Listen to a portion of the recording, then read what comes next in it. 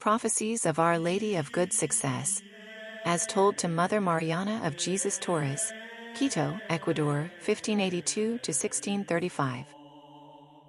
The Pope's infallibility will be declared a dogma of faith by the same Pope chosen to proclaim the dogma of the mystery of my Immaculate Conception. He will be persecuted and imprisoned in the Vatican, through the usurpation of the pontifical states, and through the malice, envy and avarice of an earthly monarch. Unbridled passions and sacrilege. Unbridled passions will give way to a total corruption of customs, because Satan will reign through the Masonic sects, targeting the children in particular, to ensure general corruption. Unhappy the children of those times.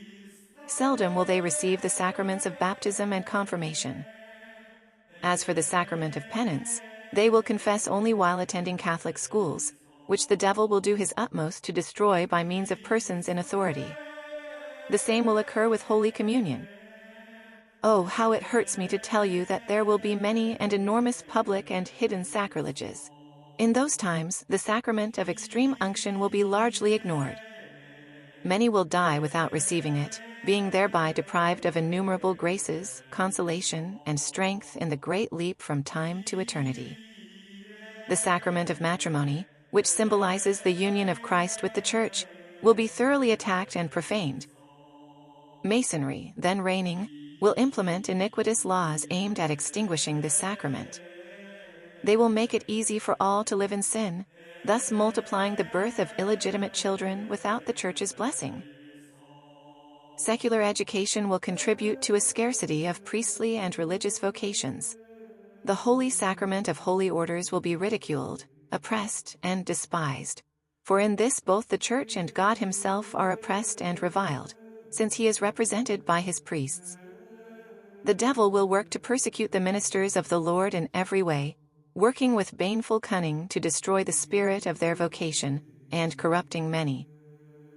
Those who will thus scandalize the Christian flock will bring upon all priests the hatred of bad Christians, and the enemies of the one, holy, Roman Catholic, and Apostolic Church. This apparent triumph of Satan will cause enormous suffering to the good pastors of the Church, and to the Supreme Pastor and Vicar of Christ on earth, who, a prisoner in the Vatican, will shed secret and bitter tears in the presence of God our Lord, asking for light, sanctity and perfection for all the clergy of the world, to whom He is King and Father. Betrayal from within. Unhappy times will come wherein those who should fearlessly defend the rights of the Church will instead, blinded despite the light, give their hand to the Church's enemies and do their bidding. But when evil seems triumphant, and when authority abuses its power, committing all manner of injustice and oppressing the weak, their ruin shall be near. They will fall and crash to the ground. The Church will triumph.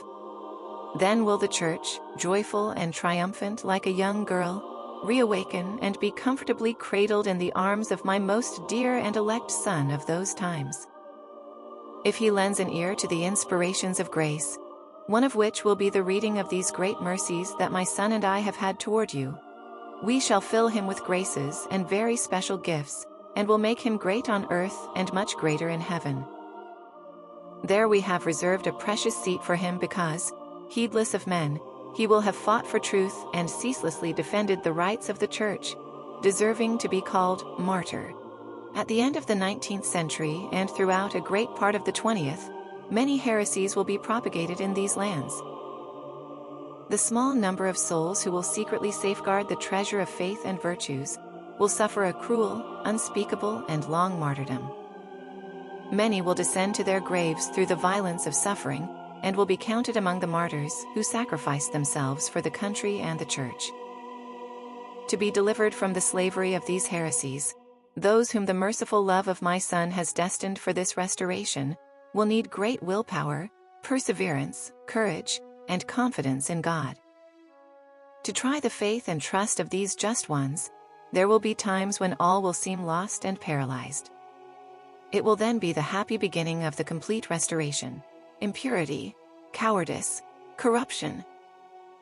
In those times, the atmosphere will be saturated with the spirit of impurity which, like a filthy sea, will engulf the streets and public places with incredible license.